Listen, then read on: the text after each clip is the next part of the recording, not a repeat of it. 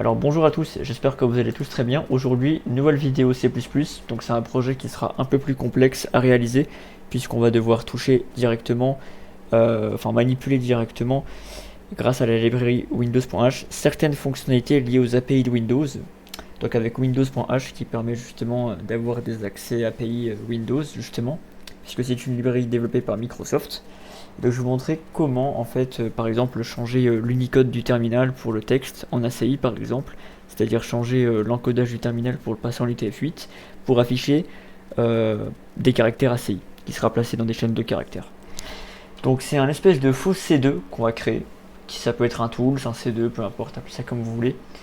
Donc on devra avoir besoin de PuTTY pour l'exécuter. Alors vous pouvez l'exécuter sans PuTTY, mais pour rendre le truc un peu plus crédible, vu que c'est du faux, et qu'il n'y a pas vraiment d'API et de serveur derrière, même si je peux en faire, je peux faire un programme avec une vraie fonctionnalité qui interagit avec des API et des serveurs derrière, mais ça serait pas légal, donc on va éviter de faire ça. Par contre, je vous propose de faire une simulation qui s'approche à 90% de ce que vous allez voir. Donc c'est quelque chose de simple qu'on va faire. Donc déjà, ce qu'on va faire, c'est qu'on va utiliser la première librairie, forcément, Windows.h, ce qui nous permettra de pouvoir manipuler les API Windows. Ensuite, la deuxième, comme d'habitude, ça sera IOStream pour le flux de l'entrée et le flux de sortie. D'ailleurs, au passage, Quote, c'est justement ce qui permet d'afficher les données, et Syn, c'est ce qui permet de lire les données parce qu'on va devoir les utiliser. Et donc, la différence entre les deux, c'est que du coup, Syn est basé sur le flux d'entrée, et du coup, Quote est basé sur le flux de sortie. Là, ce qu'on va faire, c'est qu'on va faire aussi également un using de namespace std, parce que du coup, on va devoir l'utiliser, c'est assez important. Ensuite, maintenant, c'est super simple, il ne reste plus qu'à créer une simple constante juste devant une string pour créer une chaîne de caractères. On va l'appeler par exemple interface 1 par exemple, qui sera égale à r comme ceci, avec à l'intérieur deux parenthèses. Ça, on va en avoir également besoin. Et là, c'est là où vous allez placer votre code ACI. Alors moi, je vais reprendre un script en Python que j'avais fait il y a très longtemps. Donc voilà, un exemple comme ça, par exemple, pour avoir une belle interface. Donc moi, par exemple, je vais foutre ça là. Il faudra juste le réorganiser si ça fout le bordel. Voilà. Donc pour créer plusieurs interfaces, vous copiez celle-là, par exemple. Vous la mettez juste en dessous, ou presque, c'est-à-dire que en fait vous allez simplement modifier ce qu'il y a dedans ici. Ça, vous devez le coller. Ça, faut que ça soit collé. Voilà. Et voilà, il faut faire un tout petit peu d'espace pour que ça soit un tout petit peu plus propre. Où là vous avez une deuxième interface. Donc ça peut être par exemple quand vous faites un /ilp ou .ilp, ça dépend de ce que vous avez envie de rentrer comme type de commande. Si vous avez envie de faire un truc avec des commandes, je vous conseille de le faire ça.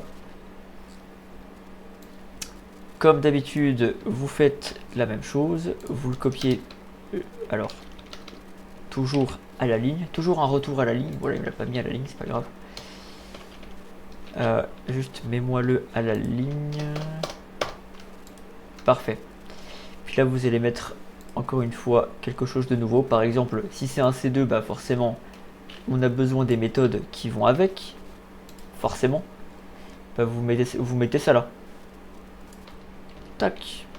Voilà, faudra juste leur mettre une propriété et c'est parfait. Là, pour l'instant, on fera uniquement ça. Voilà, ça peut être comme ça. Alors ici, on va créer donc une première fonction. Donc vous allez voir que cette fonction-là, on va l'appeler polo1. Vous l'appelez comme vous voulez. Et en paramètre ici, en paramètre de la fonction, on va tout simplement mettre une constante juste devant une string, cette string va tout simplement pointer vers coucou par exemple. Ça sera pour afficher en fait le texte ACI. Donc on va réutiliser coucou, voilà. Parce que du coup ici on met une constante mais on réutilise en fait ce qu'on a mis au début. Comme ça quand on va appeler notre variable coucou qui est ici, vu que string pointe vers coucou, dès qu'on va appeler coucou forcément, et bien ici ça va exécuter ceci. Et ceci en fait ça correspond à ça. Voilà, et en fait il ne reste plus qu'à l'afficher dans un simple count, comme ceci. Comme ça. En rappelant notre variable coucou juste ici. Faire un endl pour insérer une nouvelle ligne, et on n'en parle plus. Juste en bas, je refais une petite fonction. Tac. Donc je vais l'appeler par exemple Polo 2. Alors plutôt, je vais plutôt l'appeler config en vrai. Je vais plutôt l'appeler config. Parce qu'en gros, là, on va devoir changer l'encodage du terminal pour le passer en UTF-8. Et pour ça, on a deux méthodes qui permettent de faire ça. On a la première, c'est set console CP avec le code de 65001 qui permet donc de changer l'unicode du terminal, changer l'encodage du terminal pour le passer en UTF-8. Et pour que ça marche bien, on va refaire un set console et on va utiliser celle-ci. C'est pareil, ça fait la même chose, mais il y a plus d'assurance derrière.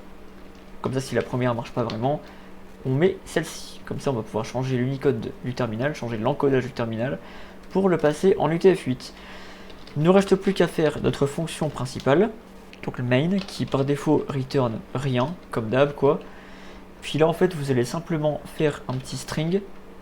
Donc vous allez créer une variable ici, tac.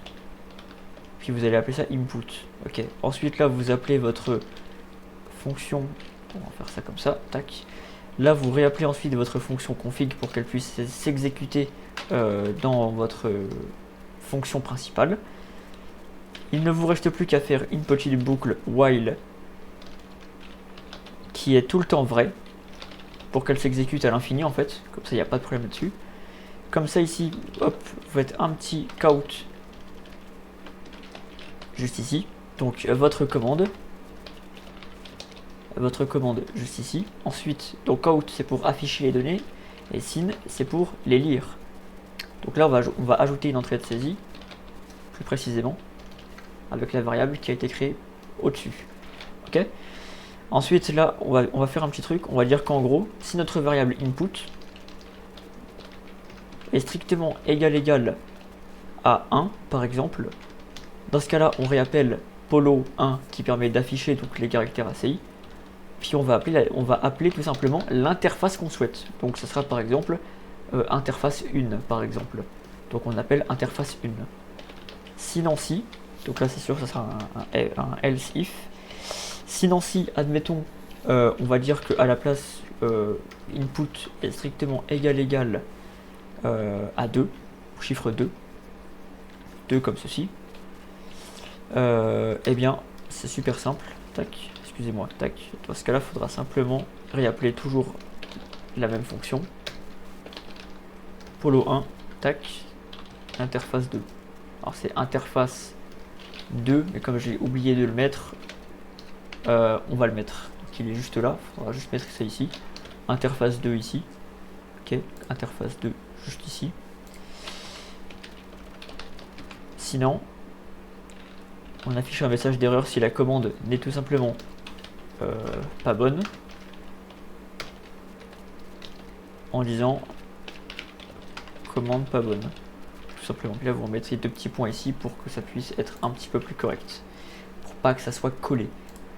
Ensuite là vous sortez de tout ça là, puis vous allez faire un petit std deux petits points sin.get pour obtenir un nouvel élément, soit ajouter une nouvelle entrée, et std sin.ignore pour extraire ou supprimer les caractères, tout simplement. Là votre code est prêt, vous pouvez le compiler. Alors on avait juste une petite erreur, ça arrive souvent. Constring interface 1. Alors oui, on a une erreur juste ici. Est-ce que j'ai mal écrit const ou quelque chose qui peut être mal interprété? Alors version of constring interface 1. Ça dépend des fois quand c'est mal interprété. Ah putain, dégage. Const string interface 1. Const string ah oui, interface 2 3 et c'est tout à fait correct. Normalement c'est parfait. Heureusement que je me suis rendu compte de mon erreur. Ok, donc notre code est fait, il est terminé, il est absolument parfait. Donc là vous voyez, si je l'exécute ici, il est là. 1 2 et là voilà, vous voyez, si je mets 3 ça marche pas. C'est normal, c'est parce que commande pas bonne. Alors petit problème, interface 3 normalement il est censé, ah oui, parce que du coup il en manque un forcément. Ouais, on va juste faire ça. Else if. J'ai oublié qu'il y en avait encore un.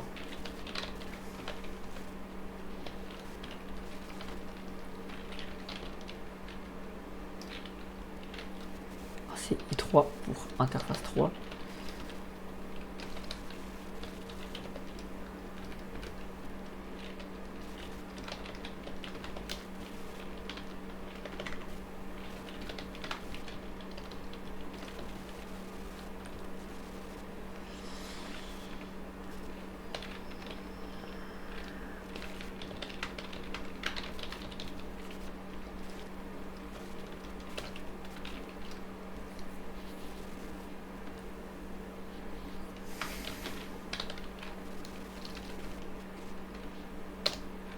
Parfait. Alors on a encore une version limitée. Ah, c'est normal, vu qu'il est déjà ouvert. Compiler. Parfait. Alors on va le réexécuter du coup. Donc 1, 2, 3. Parfait. Donc maintenant ce que vous avez là, on va le mettre sur Putty. Donc pour ça il vous faut Putty avec un OpenSSH server installé. Si vous savez pas comment faire, j'en ferai une vidéo, mais ceux qui savent déjà comment faire, bah, vous allumez juste Putty. Puis vous allez faire 127.0.0.1.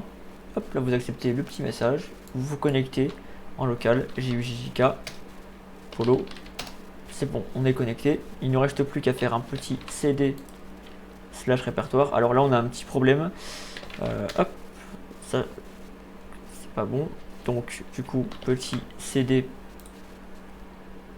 parce que du coup j'avais pu copier le répertoire. Ouais, on va se mettre là, tac, CD ici.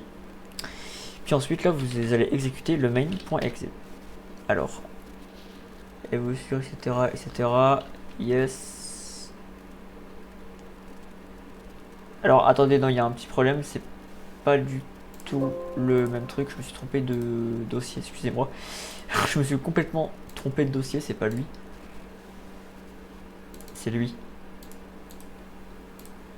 J'allais exécuter le mauvais. Alors ça l'a bien exécuté, il n'y avait pas d'erreur, hein. C'est juste que ça a exécuté le mauvais. Forcément, c'est pas ouf.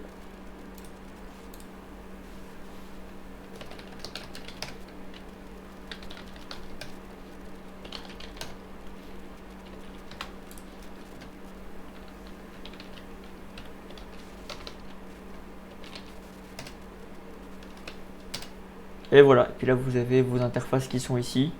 Interface numéro 2, 3, etc. Puis là vous pouvez marquer ce que vous voulez ici. Voilà. Quand vous avez fini, tac, vous pouvez fermer. Et voilà. Et voilà pour cette vidéo. Merci de l'avoir suivi. Puis on se retrouve pour de prochaines vidéos très prochainement. Allez, salut.